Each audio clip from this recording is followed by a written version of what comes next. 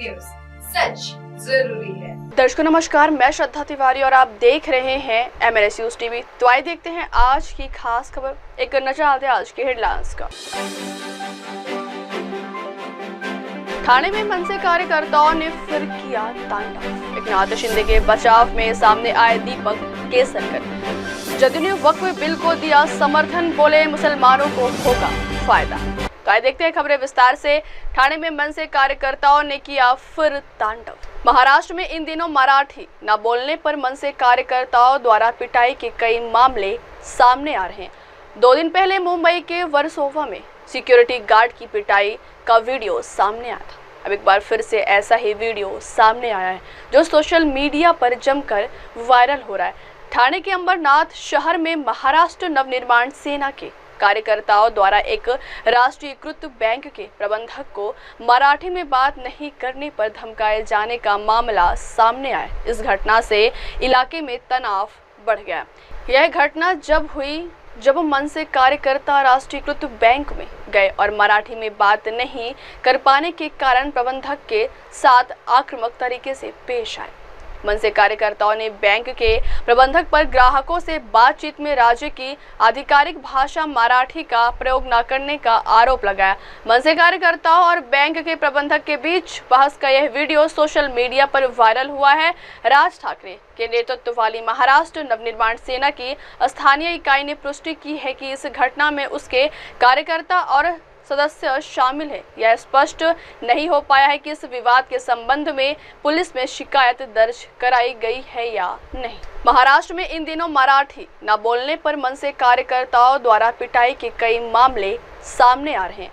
2 दिन पहले मुंबई के वर्सोवा में सिक्योरिटी गार्ड की पिटाई का वीडियो सामने आया था। अब एक बार फिर से ऐसा ही वीडियो सामने आया है जो सोशल मीडिया पर जमकर वायरल हो रहा है। ठाणे के अंबरनाथ शहर में महाराष्ट्र नवनिर्माण सेना के कार्यकर्ताओं द्वारा एक राष्ट्रीयकृत बैंक के प्रबंधक को मराठी में बात नहीं करने पर धमकाए जाने का मामला सामने आया। इस घटना से इलाके में तनाव बढ़ गया। यह घटना जब हुई जब मनसे कार्यकर्ता राष्ट्रीयकृत बैंक में गए और मराठी में बात नहीं कर पाने के कारण प्रबंधक के साथ आक्रामक तरीके से पेश आए। मनसे कार्यकर्ताओं ने बैंक के प्रबंधक पर ग्राहकों से बातचीत में राज्य की आधिकारिक भाषा मराठी का प्रयोग न करने का आरोप लगाया। मनसे कार्यकर्ताओं और बैंक के प्रबंधक के बीच बहस का यह वीडियो सोशल मीडिया पर वायरल हुआ है।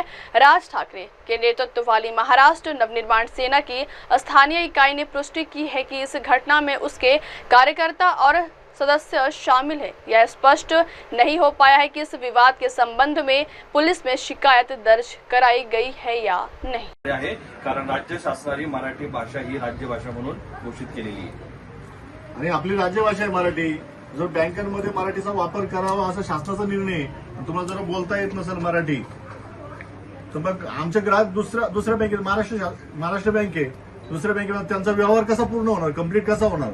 तुमच्या बँकेमध्ये पैसे आहेत त्यांना समजा काही खरेदी करायची, त्यांना व्यवहार करायचा आणि तुम्ही जर समजा तुमचे सगळेच लोक जर हिंदी बोलत असेल, समोरच्या आमच्या ग्राहकाला जर हिंदी येत नसेल, कसं काय शक्य आहे? आता बँकेच्या बाहेर सगळे बोर्ड आहे ना इंग्लिश मध्ये, कसं काय करणार ते? इथं सगळे 99% लोक मराठी आहेत, कसं काय करणार? कोणाला कळणार? वयस्कर लोक पेंशन घ्यायला जे म्हातारे येतात, इसे बता रहे जैसे मैंने किया सारा। अरे बैंक चल रहा इतना बड़ा, मान लीजिए ऑल इंडिया में।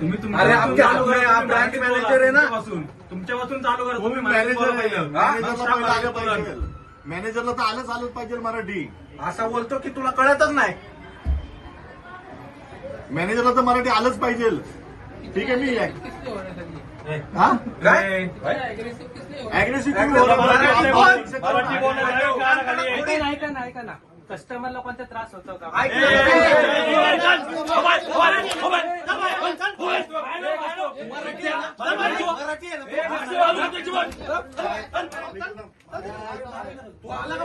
अगली खबर, एकनाथ शिंदे के बचाव में सामने आए दीपक केसरकर। लोकसभा द्वारा वक्फ संशोधन बिल 2 अप्रैल को पेश किया गया। भारतीय जनता पार्टी के नेतृत्व वाली राष्ट्रीय जनतांत्रिक गठबंधन सरकार की ओर से केंद्रीय मंत्री किरेन रिजिजू ने लोकसभा में विधेयक पेश किया गया। वक्फ बिल संशोधन पर शिवसेना नेता दीपक केसरकर ने अपनी प्रतिक्रिया दी है और शिवसेना यूबीटी पर निशाना साधा है। लोकसभा द्वारा वक्फ विधेयक पारित किए जाने पर शिवसेना नेता दीपक केसरकर ने कहा कि यह एक बहुत अच्छा कदम है, क्योंकि वक्फ बोर्ड संपत्तियों का प्रबंधन करता है और उनसे प्राप्त राजस्व का उपयोग शिक्षा और कल्याणकारी योजनाओं के लिए किया जाता है। इससे समाज को लंबे समय में लाभ होगा। कलेक्टरों को दिया गया अधिकार भी एक सकारात्मक कदम है, क्योंकि उनके पास पहले से ही सभी राजस्व रिकॉर्ड है, जिससे सत्यापन प्रक्रिया में तेजी आएगी। लोकसभा द्वारा वक्फ संशोधन बिल 2 अप्रैल को पेश किया गया। भारतीय जनता पार्टी के नेतृत्व वाली राष्ट्रीय जनतांत्रिक गठबंधन सरकार की ओर से केंद्रीय मंत्री किरेन रिजिजू ने लोकसभा में विधेयक पेश किया गया।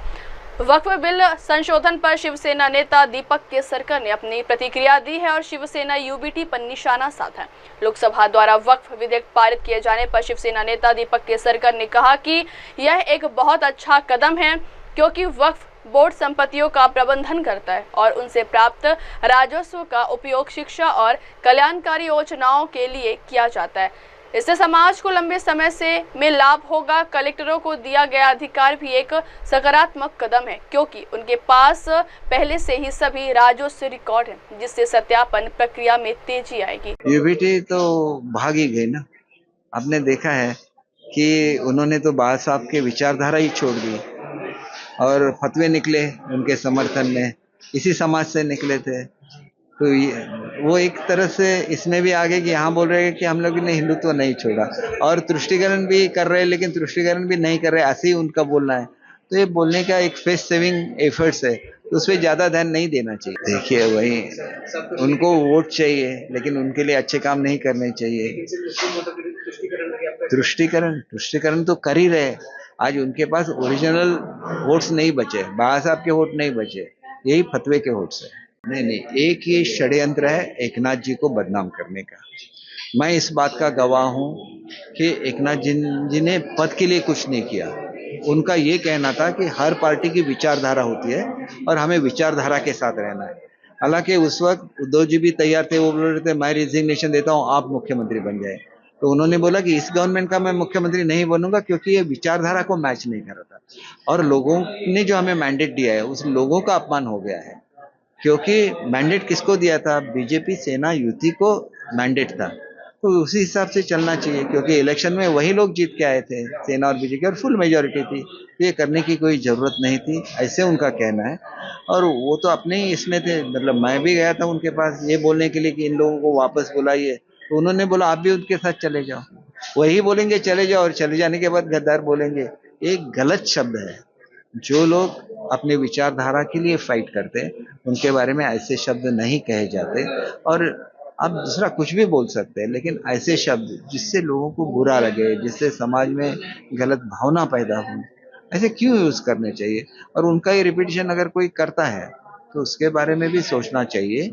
राइट ऑफ फ्रीडम का हम लोग पूरी तरह से समर्थन करते हैं, लेकिन उसमें जो भी एक रेखा रहती है, उस रेखा को पार नहीं करना चाहिए, जिससे समाज में विद्वेष पैदा हो जाए। अगली खबर, जदयू ने वक्फ बिल को दिया समर्थन, बोले मुसलमानों को होगा फायदा। वक्फ बिल पर बिहार की राजनीति भी गरमाई हुई है। वक्फ संशोधन विधेयक लोकसभा में रात 1 बजे के करीब पास हुआ। इस विधेयक के पक्ष में 288 वोट पड़े, जिसमें जदयू के सांसदों का भी वोट शामिल रहा। आरजेडी ने इस बिल का विरोध किया। जदयू सांसद ने कहा कि जो भ्रम की स्थिति थी वो भी सदन में चर्चा के बाद खत्म हो गई। गृह मंत्री अमित शाह के भाषण के बाद जो भ्रम कुछ लोग फैला रहे थे, वो स्थिति बिल्कुल साफ हो गई। कुछ लोग भावना भड़काकर वोट लेने के लिए मुसलमानों में कंफ्यूजन पैदा कर रहे थे। कुछ लोग वक्फ के प्रॉपर्टी पर कब्जा करके बैठे हुए थे। संजय झा ने कहा कि बिहार में पसमानदा मुसलमानों की संख्या सबसे अधिक है। हमारे पास बिहार की जातीय गणना है। इन पसमानदा मुसलमानों का प्रतिनिधित्व नहीं थी। अब नरेंद्र मोदी सरकार ने ये कर दिया है। गरीब पसमानदा मुसलमानों को अब फायदा मिलेगा, उनके भी अब प्रतिनिधित्व होंगे। दान जिस उद्देश्य से दिया जाता था वो अब सही जगह लगेगा। यह बात स्पष्ट किया जाएगा कि गरीब मुसलमानों को इसका फायदा होगा। वक्फ बिल पर बिहार की राजनीति भी गरमाई हुई है। वक्फ संशोधन विधेयक लोकसभा में रात 1 बजे के करीब पास हुआ। इस विधेयक के पक्ष में 288 वोट पड़े, जिसमें जदयू के सांसदों का भी वोट शामिल रहा। आरजेडी ने इस बिल का विरोध किया। जदयू सांसद ने कहा कि जो भ्रम की स्थिति थी वो भी सदन में चर्चा के बाद खत्म हो गई। गृह मंत्री अमित शाह के भाषण के बाद जो भ्रम कुछ लोग फैला रहे थे वो स्थिति बिल्कुल साफ हो गई। कुछ लोग भावना भड़काकर वोट लेने के लिए मुसलमानों में कंफ्यूजन पैदा कर रहे थे। कुछ लोग वक्फ के प्रॉपर्टी पर कब्जा करके बैठे हुए थे। संजय झा ने कहा कि बिहार में पसमानदा मुसलमानों की संख्या सबसे अधिक है। हमारे पास बिहार की जातीय गणना है। इन पसमानदा मुसलमानों का प्रतिनिधित्व नहीं थी। अब नरेंद्र मोदी सरकार ने ये कर दिया है। गरीब पसमानदा मुसलमानों को अब फायदा मिलेगा। उनके भी अब प्रतिनिधित्व होंगे। दान जिस उद्देश्य से दिया जाता था वो अब सही जगह लगेगा। यह बात स्पष्ट किया जाएगा कि गरीब मुसलमानों को इसका फायदा होगा। वक्फ अमेंडमेंट के लिए आज राज्यसभा से भी पास हो गया, इसको लेकर क्या कहेंगे? देखिए, ये एक बात तो साफ है कि ये बात आ रही थी कि जो वक्फ में जो भी पैसा था, प्रॉपर्टी था, वो यूटिलाइज ठीक से नहीं हो रहा था। मिसमैनेजमेंट था उसमें, करप्शन था उसमें, और वो सारा उसका डेटा और ये सारा फैक्ट्स था, उसमें सुधार की जरूरत थी। और ये जो अमेंडमेंट आया है तो खास करके जो पसमानदा मुसलमान है, गरीब सब मुसलमानों के लिए, खास करके उन वर्गों में जिनमें गुर्बत है, जिनकी अपनी समस्या थी, तो वो अब इसमें भी पार्टिसिपेट कर सकते हैं। उनके रिप्रेजेंटेटिव होंगे और उसमें बेटर तरीके से ये इस पैसे से उनके लिए भी बेहतर स्कूल हो, अदर इंस्टीट्यूशंस हो, वो सुविधा किया जाएगा। एक और सेकंड जो सबसे बड़ी बात है कि ये रिट्रोस्पेक्टिव नहीं है कि ये आज बिल आने के बाद ही ये लागू हुआ। इससे पहले कुछ भी अगर है जो धार्मिक स्ट्रक्चर है उस पर कोई खतरा नहीं है। आप लोगों के जो सुझाव थे उसको मान लिया गया है? जी, हम लोगों ने जो सुझाव दिया था उसको बिल में उसमें अमेंड करके उसको एक्सेप्ट कर लिया गया। और दूसरी तरफ विपक्ष लगातार इस बिल को कह रहा है कि माइनॉरिटी पर हमला। देखिए, कल के डिबेट के बाद जो भी थोड़ी बहुत भ्रम की स्थिति थी बिल्कुल स्पष्ट हो गया। गृह मंत्री अमित शाह जी के भाषण के बाद जो लोग भ्रम फैला रहे थे वो स्थिति बिल्कुल साफ हो गई और लोगों को पता है कि कुछ लोग भ्रम फैला करके, भावना भड़का करके वोट लेने के कारण मुसलमानों में कंफ्यूजन कर रहे थे और कुछ लोग इसको कब्जा करके बैठे हुए थे इस प्रॉपर्टी को। बिहार में सबसे बड़ा पॉपुलेशन है पसमानदा मुसलमान का। हमारे पास तो कास्ट सर्वे है ना भाई, जातीय गणना है बिहार में।